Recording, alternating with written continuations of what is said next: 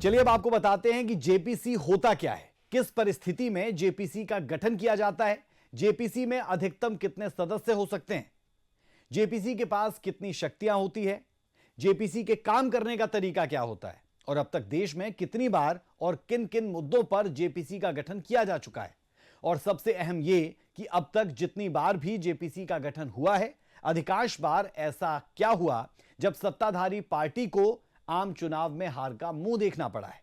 देखें जरा।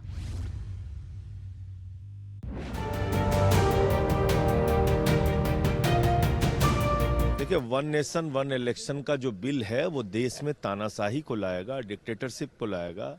देश के अंदर जो जनता के बुनियादी अधिकार हैं लोकतंत्र के अंदर वोट देने का, उसको छीनने का काम करेगा। तोड़फोड़ करके सरकारें बनाएंगे लोग। हम सारे लोग जानते हैं कि अगर नेताओं को चुनाव में जाना होता है तो उसके कारण से उनके मन में डर होता है। कभी महंगाई कम करते हैं, कभी कोई फैसला जनहित में लेते हैं, लेकिन जब चुनाव में 5 साल जाने का डर नहीं होगा तो जो मन में आएगा करेंगे। प्रधानमंत्री जी ने बड़ी सूझबूझ से बड़ा इस पर रिसर्च करने के बाद देश के पूर्व राष्ट्रपति रामनाथ कोविंद जी की अध्यक्षता में एक टीम बनाई थी और उनकी जो रिकमेंडेशन है कल उसको हमारे मंत्री अर्जुन मेघवाल जी ने रखी थी। विपक्ष उस पर काफ़ी तीखा हमला बोल रहा है, लेकिन मुझे ऐसा लगता है कि देश के लिए वन नेशन वन इलेक्शन की आवश्यकता है। 5 साल में 3 चुनाव हों, उस प्रदेश की हालत क्या होती है, रेवेन्यू लॉस होता है, सारी की सारी चीज़ें दोबारा रिपीट होती हैं। और अब तो उनकी बात भी मान ली जाएगी, ज्वाइंट पार्लियामेंट्री कमेटी के अंदर वो चला जाएगा। उसके बाद जो ज्वाइंट पार्लियामेंट्री कमेटी फैसला करेगी वो देश के लिए सर्वमान्य है। उनका विरोध करने की उनकी हर चीज में आदत बन गई है, इसलिए वो विरोध करने के लिए ही विरोध करते हैं। एक देश एक चुनाव को लेकर सरकार ने जेपीसी का गठन कर दिया है, जिस पर आगे अब रिपोर्ट का इंतजार है।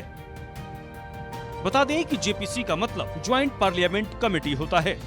इसमें दोनों सदन के सदस्य शामिल होते हैं और किसी खास मुद्दे पर चर्चा के बाद अपनी विस्तृत रिपोर्ट सौंपते हैं। जेपीसी का गठन सरकार बेहद गंभीर मामलों में ही करती है। समिति ऐसे किसी भी व्यक्ति या संस्थान से पूछताछ कर सकती है जिसे लेकर उसका गठन किया गया होता है।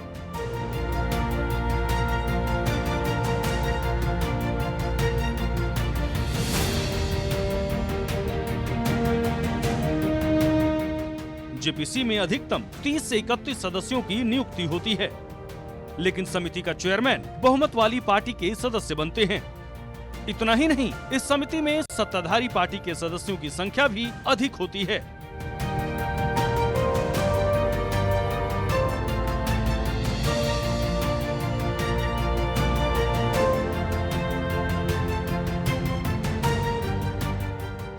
जेपीसी में राज्यसभा के सदस्यों की तुलना में लोकसभा मेंबर्स दोगुने होते हैं।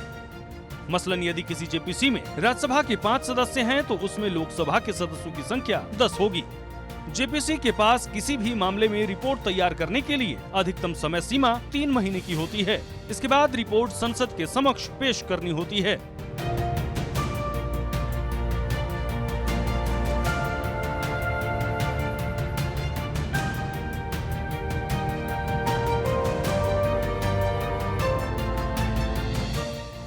यहाँ आपको बता दें कि आजाद भारत के इतिहास में करीब 9 बार जेपीसी का गठन हो चुका है, लेकिन दिलचस्प ये है कि इसमें 5 बार ऐसा हुआ है जब सत्तारूढ़ दल अगला आम चुनाव हार गई है।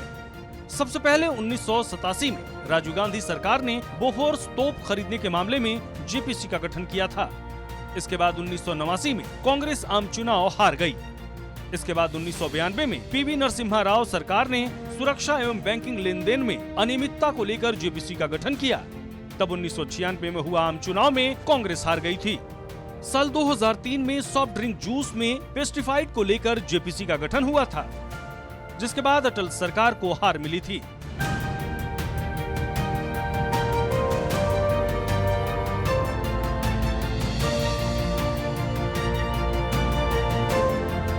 दो 2011 में 2G स्पेक्ट्रम घोटाले पर जेपीसी का गठन हुआ था। इसके बाद कांग्रेस को चुनाव में हार मिली थी। बता दें कि सबसे अधिक 2 बार जेपीसी का गठन मनमोहन सिंह और मौजूदा की मोदी सरकार में हुआ है। ब्यूरो रिपोर्ट, सूर्या समाचार।